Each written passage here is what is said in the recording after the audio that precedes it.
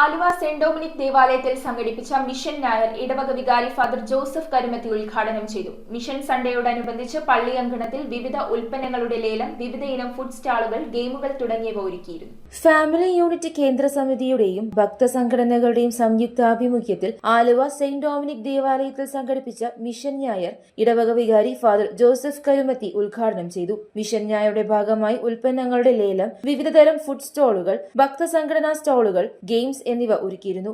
ഇടവക സഹവികാരി ഫാദർ ജെറിൽ കുരിശിങ്കൽ, കൈക്കാരന്മാരായ ഫ്രാൻസിസ് കൊല്ലമ്മ പറമ്പിൽ, സാജു കക്കാട്ട്, ഇടവക vice chairman Dominic Kavungal, secretary Dalia Benson, treasurer Varghese Kachappilly, CLC president Tito Puthussery, women's welfare president Molly Joy Kallarackal, വിശ്വാസ പരിശീലന പ്രധാന അധ്യാപിക Bindu Binoy Thekkanath, parish council secretary Paul Payyappilly, Vincent ഇപ്പോൾ പ്രസിഡന്റ് ജിമ്മി തേക്കാനത്ത് തുടങ്ങിയവർ മിഷൻ ഞായർ ഫെസ്റ്റിന് നേതൃത്വം നൽകി. News bureau, Aluva.